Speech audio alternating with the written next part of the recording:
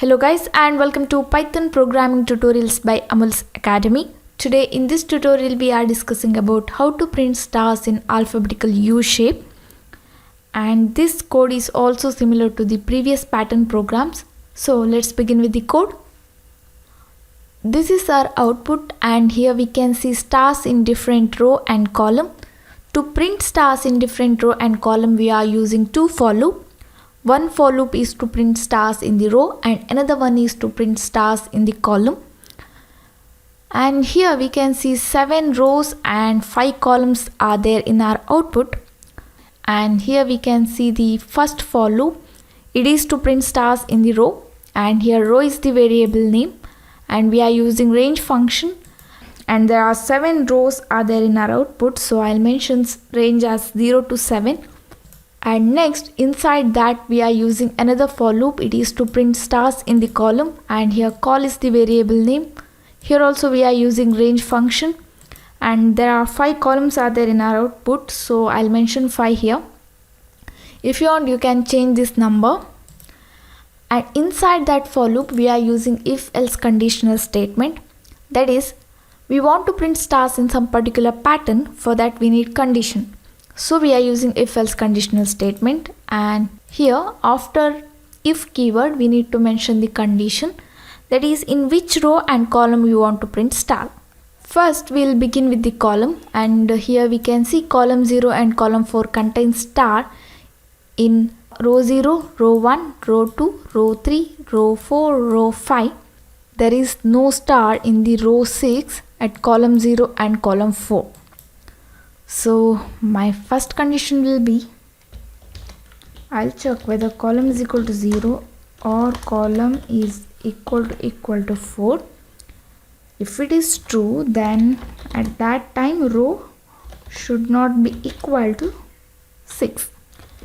This is my first condition, and in this condition we use logical OR and logical AND operators.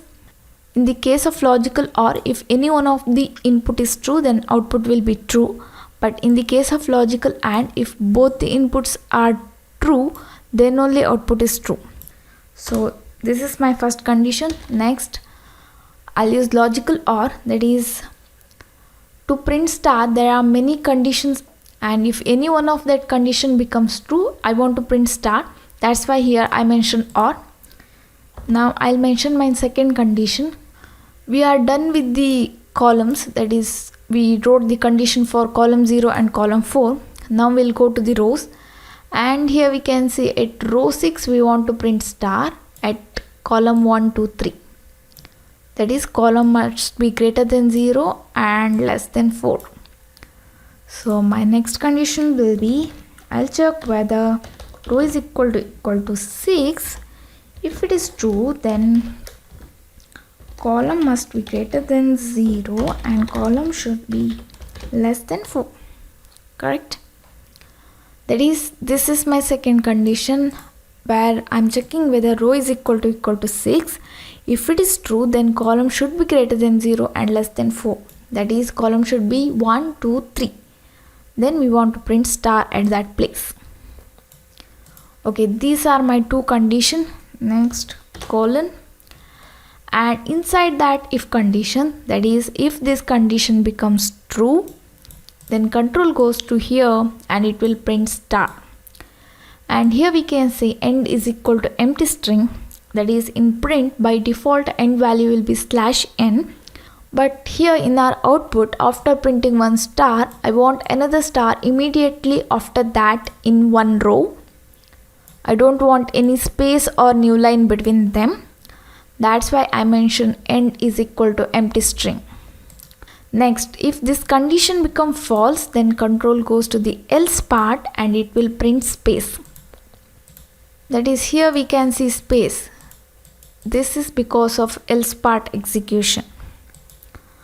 Alright, next, in the first for loop, that is this for loop, we are using print, because after printing star in one row we want to print remaining star in the next line.